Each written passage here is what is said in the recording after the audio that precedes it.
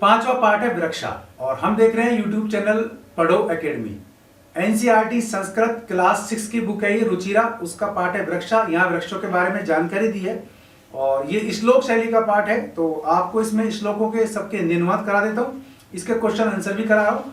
तो ये सब आप एक बार देख लीजिए और यूट्यूब चैनल पढ़ो एकेडमी को सब्सक्राइब जरूर कर लीजिए, बेल आइकन दबा दीजिए, लाइक और शेयर भी कर दीजिए। यहाँ हम देख रहे हैं आज अगला पार्ट, पांचवा पार्ट वृक्षा, जिसमें वृक्षों के बारे में बताया हुआ है।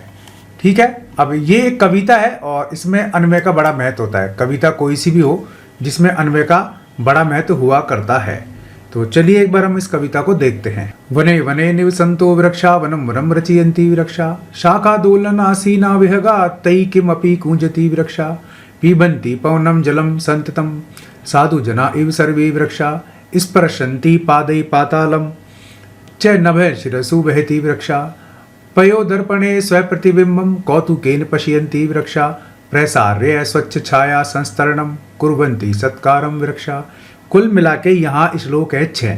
डॉक्टर हर्षदेव माधव की तरफ से लिखी गई ये कविता है जो एनसीईआरटी ने क्लास 6 में सिलेबस में शामिल की है। पांचवा पार्ट है वृक्षा। इसमें दो चीज बड़ी महत्वपूर्ण है। एक तो हमें अन्वय का पता होना चाहिए। अन्वय क्या होता है? संस्कृत में एक बात की छूट है कि आप कोई से भी वर्ड को कर्ता, कारक, कर्म, विभक्ति को कहीं भी इधर उधर लिख सकते हैं, पर इंग्लिश में जो सेंटेंस फ्रेमिंग होती है वो बिल्कुल सिस्टम से होनी चाहिए। पहले सब्जेक्ट आता है, फिर ऑब्जेक्ट आता है, फिर हेल्पिंग वर्ब होती है, इस तरीके से। लेकिन संस्कृत में ऐसा नहीं है। सब्जेक्ट को पूरे श्लोक में कहीं भी लिख सकते हैं, ऑब्जेक्ट को कहीं भी लिख सकते हैं, हेल्पिंग वर्ब कहीं भी लिख सकते हैं, इसलिए संस्कृत में अन्वय की जरूरत पड़ती ही है। ये चीज क्लियर हो गई होगी। चलो पहली लाइन देखते हैं। वने वने निवसंतो वृक्षा, यानी वने वने यानी कि हर वन में निवसंतो वृक्षा, वृक्षों का निवास है। हर वन में क्या होते हैं? वृक्ष। वनम वनम रचयन्ति वृक्षा, और वन वन में वृक्षों की रचना होती है या वृक्षों के द्वारा प्रत्येक वन की रचना होती है। रचयन्ति माने रचना करते हैं। अगला देखते हैं। शाखा दोला आसीना विहगा तै किमपि कूंजति वृक्षा। वृक्षः शाखा यानी कि वृक्षों की शाखाएं दोला, दोलायमान है यानी कि डोलती रहती हैं। वनों में जब हवा चलती है तो पेड़ों की डालियां हिलती है ना, तो वन में क्या होता है? पेड़ों की डालियां हिलती हैं। आसीना विहगा, उस पर कौन बैठे हैं? विहग माने कौन होते हैं? पक्षी। उस पर कौन बैठे होते हैं? पक्षी। तै वे, तो तै किसके लिए आया है? विहगा, पक्षियों के लिए। किमपि, कुछ कूंजते हैं, उनमें से कुछ कूंजते भी रहते हैं। तो वृक्षों की शाखाएं हिलती रहती हैं और उन पर पक्षी बैठे रहते हैं और उनमें से कुछ पक्षी कूंजते रहते हैं यानी कि बोलते रहते हैं। अगला। पिबन्ति पवनम जलम सततम साधु जना इव सर्वे वृक्षा। देखो यहाँ इव आया है, यानी कि सभी वृक्ष। कौन? सभी वृक्ष किसके समान? साधुओं के समान। सभी वृक्ष साधुओं के समान निरंतर हवा और जल को पीते रहते हैं। जिस प्रकार साधु होता है, वन में तपस्या करता है, तो वो कुछ खाता पीता तो है नहीं, ठीक है, तो वो क्या करता है? जो हवा आती है उसका सांस लेता है और पर्यावरण में जो बारिश वगैरह होती है उसके होठों पर उसकी बूंद गिरती है, उसी से उसका गुजारा चलता है। इसी प्रकार वृक्ष होते हैं। ये कुछ खाते नहीं है, किसी से कुछ लेते नहीं है साधुओं की तरह, और केवल पानी और हवा को ही लेते हैं। तो वनों में जो वृक्ष हैं, सभी वृक्ष साधुओं के समान ही जल और पवन को ग्रहण करते हैं लगातार, या जल और पवन ही लेते रहते हैं। अब अगला। स्पर्शन्ति पादै पातालम च, है ना। नभः शिरस्सु वहति वृक्षा, वहन्ति वृक्षा, वृक्ष क्या करते हैं? स्पर्शन्ति पादै पातालम, अपने पैरों से। पैर, वृक्षों के पैर क्या होता है? जड़ें, है ना। वृक्षों के पैर क्या होता है? उनकी जड़ें। तो अपने पैरों से, अपनी जड़ों से वो पाताल को स्पर्श करते हैं। च माने और, तो ये भी आप रटते चलो ताकि आपको काम आए। नभः शिरस्सु वहन्ति, और शिरस्सु सिर पर, नभः आसमान को वहन करते हैं, धारण करते हैं। वहन करना मतलब धारण करना। तो वृक्ष अपने पैरों के द्वारा पाताल को छूते हैं और सिर पर आसमान को धारण करते हैं। शिरस्सु सप्तमी विभक्ति बहुवचन। आगे। पयो दर्पणे स्वप्रतिबिंबम कौतुकेन पश्यन्ति वृक्षा। तो वृक्ष क्या करते हैं? पयो दर्पणे, जो वहां वन में पानी भरा होता है, जल भरा होता है, उसमें अपने प्रतिबिंब को यानी कि अपनी परछाई को कौतुक के द्वारा देखते हैं। पश्यन्ति यानी देखते हैं। तो वृक्ष वन में भरे पानी में अपनी परछाइयों को भी कौतूहल के द्वारा देखते रहते हैं, कौतूहल से देखते रहते हैं। प्रसार्य स्वच्छ छाया संस्तरणम। प्रसार्य माने प्रसार करना या विस्तार करना, स्वच्छ छाया अपनी छाया को, संस्तरणम माने बिछाना, संस्तरण माने बिछाना।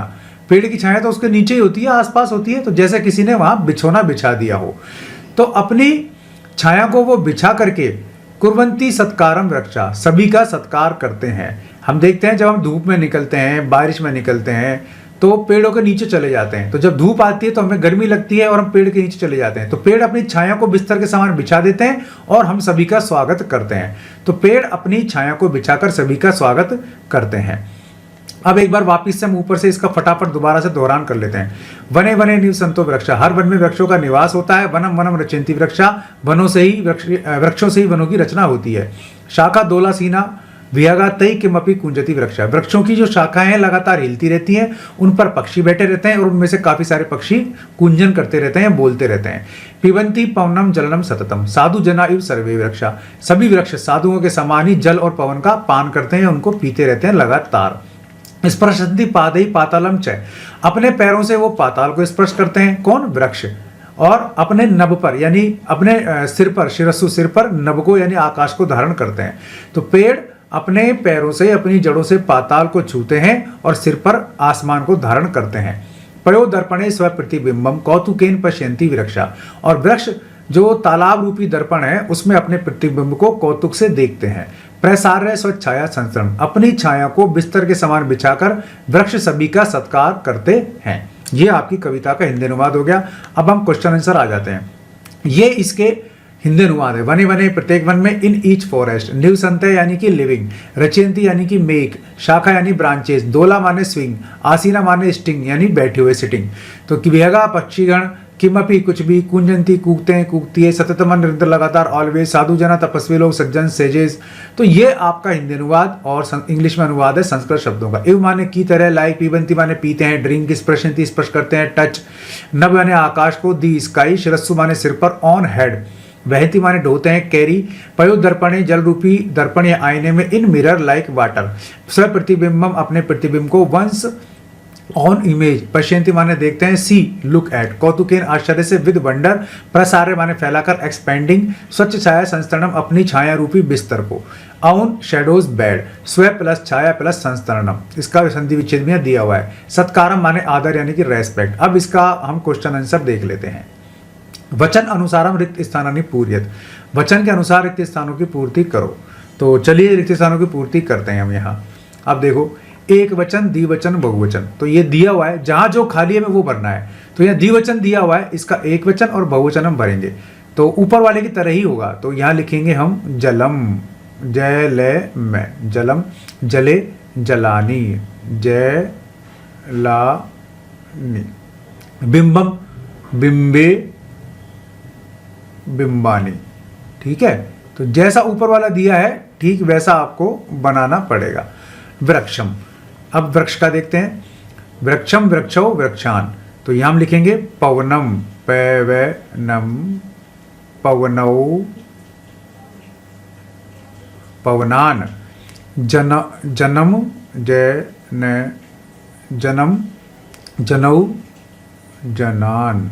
ठीक है, इस प्रकार हम ये इनका रूप कर लेंगे सिद्ध। ठीक है, अब चलिए आगे देखते हैं हम यहाँ। कोष्ठकेषु प्रदत्त शब्देषु उपयुक्त विभक्तिम योजयित्वा रिक्त स्थानानि पूर्यत, कोष्ठकेषु कोष्ठक में प्रदत्त शब्दों में उपयुक्त विभक्ति योजन करके आपको लिखनी है।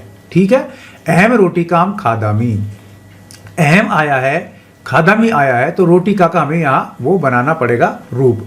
किस तरीके से बनेगा और किस तरीके से भरा जाएगा।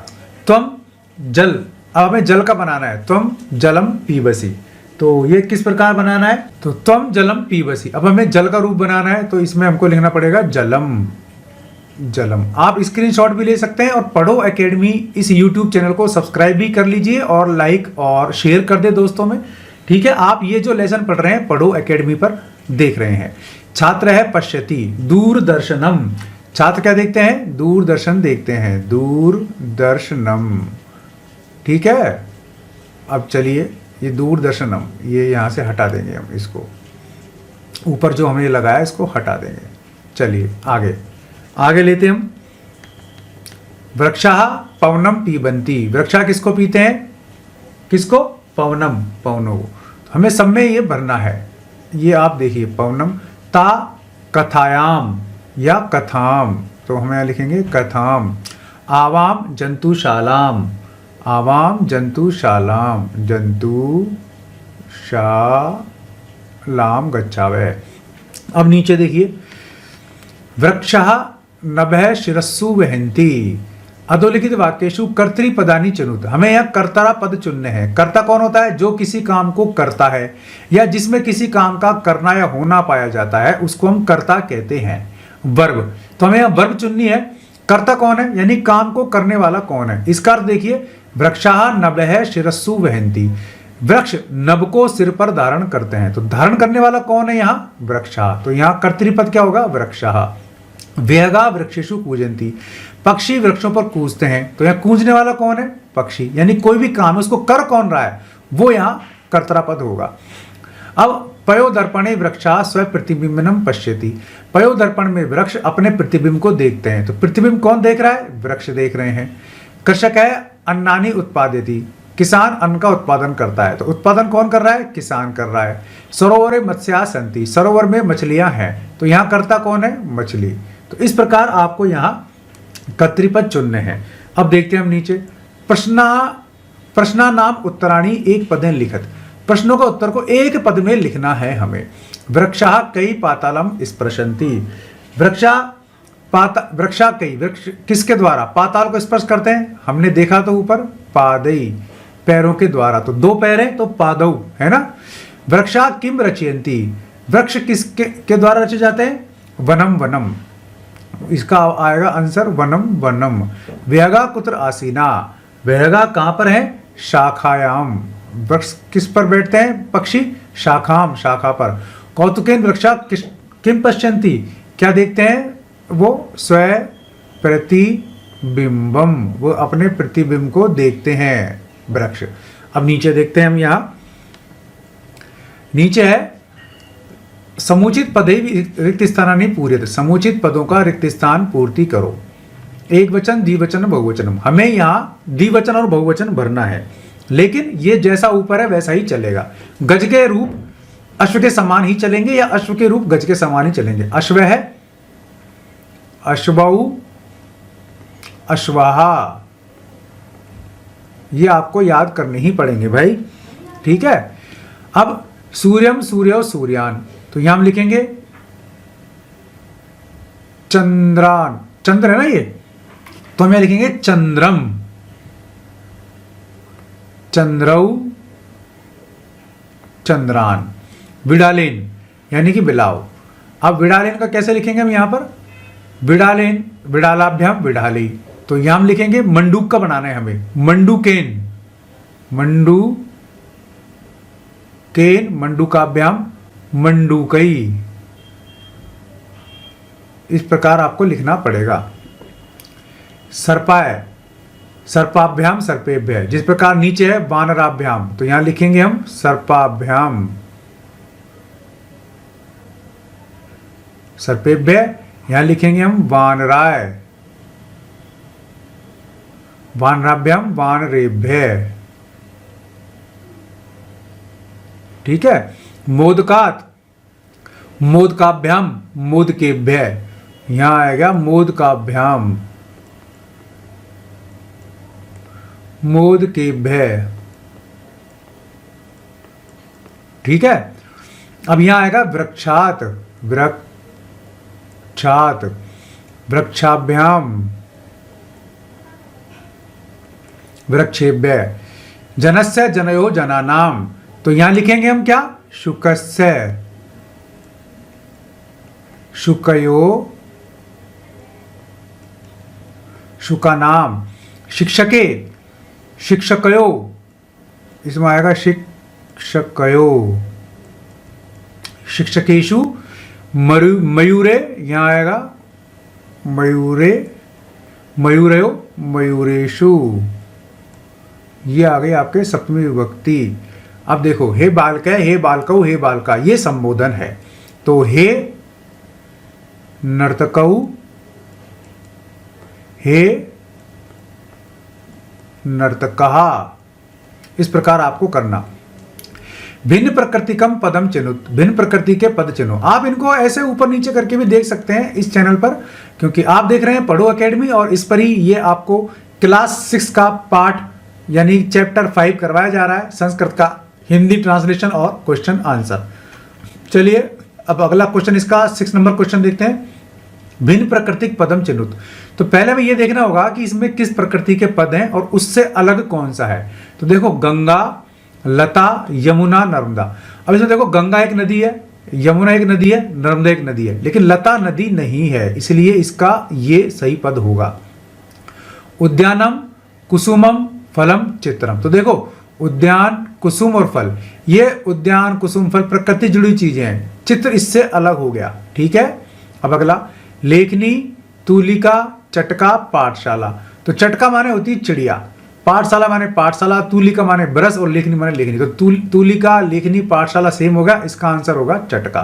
अब आम्रम, कदलीफलम, मोदकम, नारंगम। तो नारंगम माने नारंगी, कदलीफलम माने केला, आम्र माने आम, ये तीनों फल हैं। तो और मोदक एक मिठाई है, इसलिए ये चारों इसमें से अलग हो जाएंगे। इस प्रकार आपको ये चुनने पड़ेंगे। तो आप देख रहे हैं पढ़ो एकेडमी पर lesson 5 class 6 Sanskrit Hindi translation और क्वेश्चन आंसर। अगर पसंद आ रहा हो तो अभी सब्सक्राइब कर लीजिए चैनल को। तो यहाँ आपने ये एक अच्छी सी कविता देखी, कविता को आपको याद करना है, इसका अन्वय करना है और साथ साथ में इसको आपको कविता के जो कठिन शब्द है उनको भी याद करना पड़ेगा। इसको कंठस्थ करिए, सुनाइए, क्लास में सुनिए, बहुत अच्छी किताब है। तो अब आगे मिलेंगे लेसन 6 में। उम्मीद है वीडियो पसंद आया होगा। पसंद आया तो मेरे भाइयों लाइक कर लेना, शेयर कर लेना, चैनल को सब्सक्राइब करना बिल्कुल भी मत भूलना, क्योंकि आपको क्लास 6 से लेकर के क्लास 12 तक सभी चैप्टर्स के सॉल्यूशंस मिल जाएंगे संस्कृत के एनसीईआरटी बुक्स के। इसके अलावा जो आप कंपटीशन दे रहे हैं तो क्लास 6 से 12 तक की ग्रामर ही आती है, वो ग्रामर भी आपको क्लियर करवा दूंगा, बिल्कुल क्रिस्टल क्लियर। कोई प्रॉब्लम नहीं आएगी शब्दों को पहचानने में, संस्कृत से हिंदी अनुवाद में, संस्कृत से हिंदी में ट्रांसलेशन, हिंदी से संस्कृत में ट्रांसलेशन, संधि, समास, कारक, विभक्तियां, शब्द रूप कैसे याद करें, धातु रूप कैसे याद करें, सारे के सारे याद करा दूंगा। बस आपको मेरा साथ देना होगा। अगर आप देंगे साथ तो बन जाएगी आपकी बात, भविष्य भी आपका बहुत ही अच्छा हो जाएगा, क्योंकि गवर्नमेंट जॉब दिलाने की मेरी गारंटी है अगर आप मेरे साथ चलते रहेंगे तो। उम्मीद है वीडियो पसंद आया होगा, लाइक और शेयर जरूर कर लेना, चैनल को सब्सक्राइब कर लेना, बेल आइकन दबा देंगे आप तो वीडियोस के नोटिफिकेशन भी आपको मिलते रहेंगे। आज के लिए इस वीडियो में बस इतना ही। ऐसे किसी यूज वीडियो में फिर मिलूंगा, तब तक के लिए नमस्कार।